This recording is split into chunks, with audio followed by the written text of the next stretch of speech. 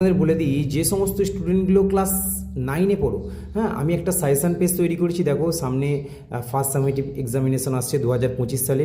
তো তাদের প্রথম অধ্যায় থেকে এইগুলো ইম্পর্টেন্ট, দ্বিতীয় অধ্যায় থেকে এইগুলো তো প্রচুর ইম্পর্টেন্ট, এবং তৃতীয় অধ্যায় থেকে এইগুলো প্রচুর ইম্পর্টেন্ট। ঠিক আছে, এই লেখচিত্র সাহায্যে সমীকরণ নির্ণয় করো, এইগুলো মানে লেখচিত্রের সাহায্যে নিচে সমীকরণগুলো সমাধান করে তোমাদের লেখচিত্রে বসাতে হবে এইগুলো। ঠিক আছে, এগুলো তো প্রচুর ইম্পর্টেন্ট এগুলো। ঠিক আছে, আর 4 নম্বর চ্যাপ্টার থেকে তো এই প্রমাণ করিগুলো, হ্যাঁ, এটা হচ্ছে সমদূরবর্তীরা, সমদ্বিবাহু ত্রিভুজের শীর্ষবিন্দুটা, আয়তক্ষেত্রটা, রম্বসটা এবং সমবাহু ত্রিভুজের শীর্ষবিন্দু এগুলো।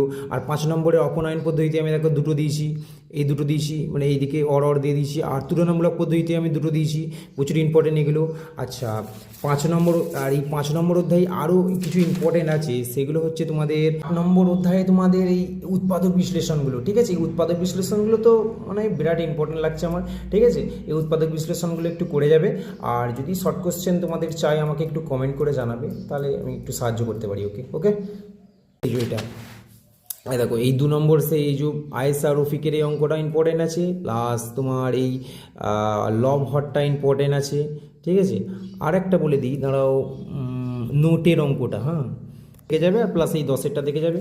আর এদিকে একটা আমার ইম্পর্টেন্ট লাগছে, সেটা হচ্ছে এই রহমান চাচার এই যে স্রোতের অঙ্কটা। ঠিক আছে, উপপাদ্য হচ্ছে এইটা প্রচুর ইম্পর্টেন্ট লাগছে। আর একটা আমি বেশি দিচ্ছি না, জাস্ট একটা সাজেশান বলে দিচ্ছি আমি। আর এইটা, এই দুটো আমার প্রচুর ইম্পর্টেন্ট লাগছে। ঠিক আছে।